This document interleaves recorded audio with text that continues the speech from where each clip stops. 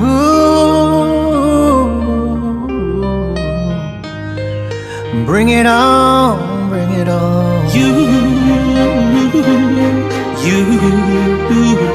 Face à une guerre de recolonisation de l'Afrique et des Africains sous la couverture des groupes terroristes et soi-disant État islamique, une réorganisation géopolitique et géostratégique du Sahel a fait émerger une toute nouvelle dynamique pour contrer les impérialistes et les néocolonialistes. Mais quelles sont donc les raisons véritables qui ont conduit à la création de l'AES? Mesdames et messieurs, merci de suivre de nouveau votre émission d'éveil mental sur les défis géopolitiques et géostratégiques liés à la création de l'AES et aux causes du terrorisme. L'histoire parle d'elle-même et les faits sont tels qu'à une période aussi critique où ces trois États, le Burkina Faso, pays des hommes intègres, le Mali et le Niger, traversent les pires moments de leur histoire, l'AES a surgi de nulle part pour des questions de survie, de sécurité et de souveraineté. Face à un ennemi commun, les impérialistes, les néocolonialistes, les mêmes qui s'étaient associés contre Kadhafi et la Libye, qui sont aujourd'hui en association contre la Syrie, ont plutôt relancé une vaste campagne de recolonisation et de pillage du continent africain sous la couverture du terrorisme et soi-disant État islamique. Mais l'une des premières causes du terrorisme est la création de l'AES, c'est la création monétaire. Empêcher à tout prix qu'il y ait une monnaie unique africaine garantie par l'Afrique elle-même. Pourquoi?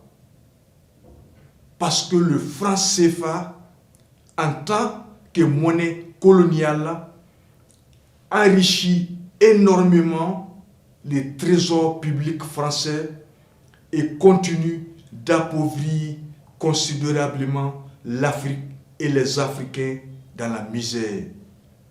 Aussi, cette même monnaie coloniale, le franc CFA, est aussi un symbole, est aussi un moyen de pression, de contrôle et de chantage sur les différents États africains. Malheureusement, la monnaie d'un État est aussi un symbole fort de sa souveraineté. Ensuite, l'une des deuxièmes causes du terrorisme et la naissance de l'AES est due à l'industrialisation du continent africain. Empêcher et même détruire toute industrialisation du continent africain.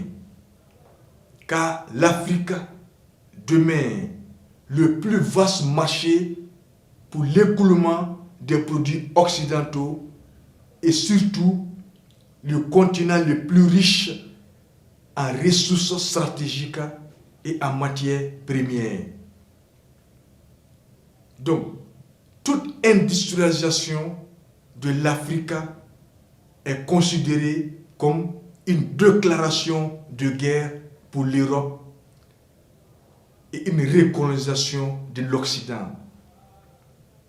Car ceci mettra fin au pillage des ressources stratégiques des matières premières à cause de l'industrialisation et de la transformation des matières premières sur place, comme les usines d'enrichissement de l'uranium au Niger, des usines de raffinerie d'or et de pétrole au Burkina Faso et au Mali. Aussi, ceci va faire perdre à l'Europe son plus vaste marché d'écoulement des produits à cause de la production industrielle en Afrique due à sa consommation des produits qui seront beaucoup plus naturels et moins chers, comme les produits chinois. Donc, conséquence, ceci va paralyser et même étouffer la puissance économique de l'Occident, d'où une déclaration de guerre pour eux. Enfin, aussi, la CEDEAO qui a fait une déviation unilatérale et un réglage hors cadre de son système de fonctionnement pour devenir un instrument de contrôle, de chantage aux mains des impérialistes contre l'Afrique et les Africains eux-mêmes. Enfin, l'une des causes du terrorisme et la création de l'AIS est due à la diversification du partenariat stratégique, tel que la Russie dans le domaine militaire pour des formations avancées dans les nouvelles technologies, les réarmements et l'équipement en gilet pare-balles, en blindés, en drones, avec des avions de chasse de 5e génération russe que même la France ne possède. Aussi, un satellite militaire et une centrale nucléaire. Sans compter le partenariat stratégique économique avec la Chine, pour qui des permis d'exploitation de plusieurs mines retirés à la France au profit de la Chine à cause de meilleurs pourcentages et une meilleure collaboration. Enfin,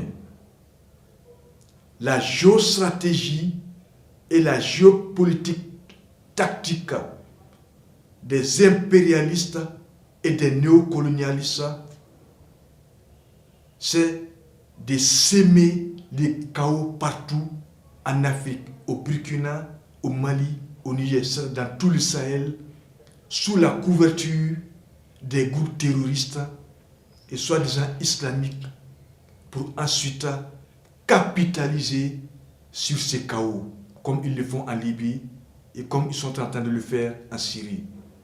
Mesdames et messieurs, pour cette analyse géopolitique et géostratégique liée au terrorisme et à la naissance de l'AES, l'Alliance des États du Sahel, c'était votre coach Sékou Saint-Pouré. Je vous remercie.